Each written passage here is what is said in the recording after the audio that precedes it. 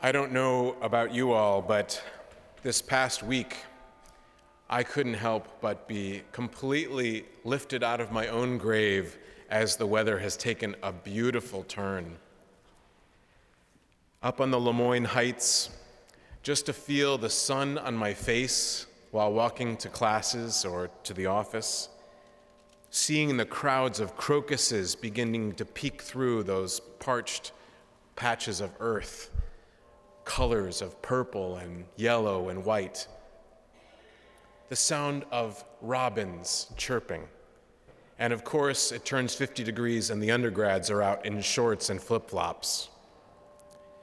Let alone that other great harbinger of spring, March Madness. I must admit, and it's a little bit of a confession, I ask your forgiveness, I'm a little torn today. Gonzaga is a Jesuit school.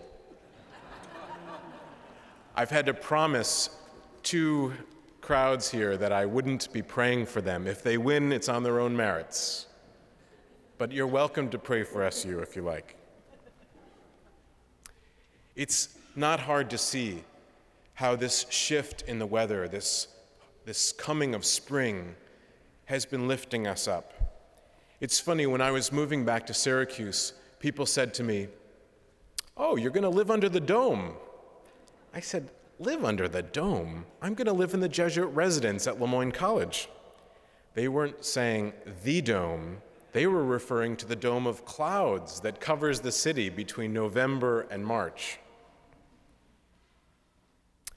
Now, when I say all this about coming to life again, you know that I'm exaggerating just a little, but you also know what I'm talking about. There's a Jesuit in my own community who actually sits by a light box for about an hour while he reads the paper in the morning just to keep his own mood up.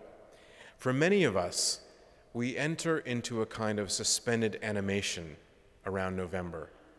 We move into a hibernation like the animals. We close down a little bit and wait.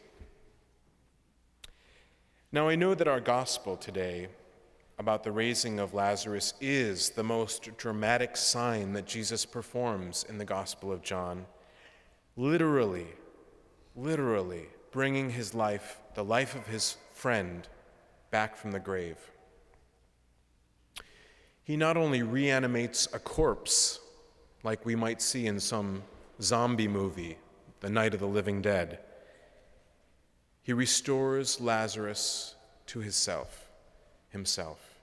He restores Lazarus to his life of relationships with his sisters, his friends, his family. The drama of this miracle is made even more real by the details that John includes. The stone laid across the cave, the stench of death and decay, the bands of the burial shroud wrapping around Lazarus.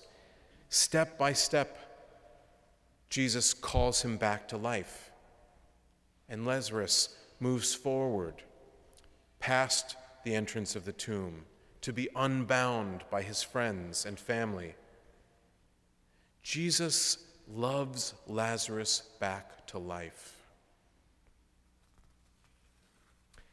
I do not mean to underemphasize this miracle, this literal raising from death to life for a moment, nor to undervalue the way that raising of Lazarus is an anticipation of the raising of Jesus from the grave, and all of us. But I think during this Lent, it's very important to establish a relationship between the experience of Lazarus and each of us. Because Lent is an invitation to awaken to life again. It's an invitation to thrive and to flourish as the spiritual people that God has created us to be. And so we might ask ourselves, and the ones we love, are we living dead, or are we living alive? Yesterday, I was able to catch up with a friend of mine who's a counselor, and she was relating to me stories of people she has seen brought back to life again. First, she was referring to the example of people she knows who have struggled with addiction in their lives to alcohol and to drugs. People whose spark of life has been dimmed in the service of that dependency. People whose lives and relationships have been severed in many ways because of that addiction. Except that in some cases, by some grace, people do hit bottom and they reach up for help and they find a community of support and they're brought back to life again. It's as if a stone was lifted off their tomb and they were liberated from those bonds of dependency, and they come back to life like crocuses after the winter. A dear friend of mine whose son has struggled with addiction for many years and who was able to move into recovery over the past year said to me, "David, my son was dead and is alive again." But there are so many other examples. I think of people who have experienced heartbreak or loss or long loneliness, who go through passages of life without love. And who could blame them from closing down, from the emotional pain, from the fear of loving and losing again? Yet Jesus stands on the other side of the stone, blocking the heart, and beckons us forward and says to us, trust and have courage. Be open to loving again. It's risky.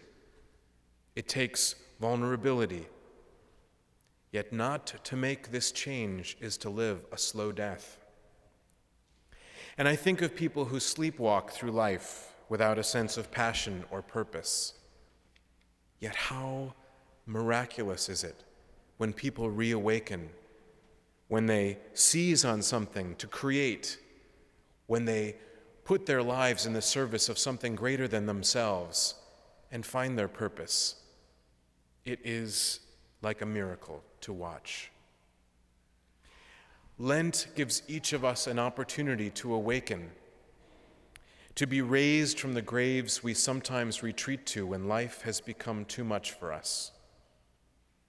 It's an invitation for us to grow more deeply into the spiritual beings God has created us to be. Teilhard de Chardin, a Jesuit paleontologist, once said, "Many of us believe that we are human beings having spiritual experiences, but truly we are spiritual beings having human experiences." It is only by opening ourselves up to change, to growth, to vulnerability, that we become living alive. So this Lent, as we move into this last stretch before Holy Week, may Jesus, as he did for Lazarus, lift the stone off of our hearts and make each of us whole. May Jesus unbind us from our fears and fill us with purpose and passion for his kingdom, for living spiritual lives. And may each of us take an opportunity this Lent, wherever we can, to unbind the shrouds from those we love, that they might come to life as well.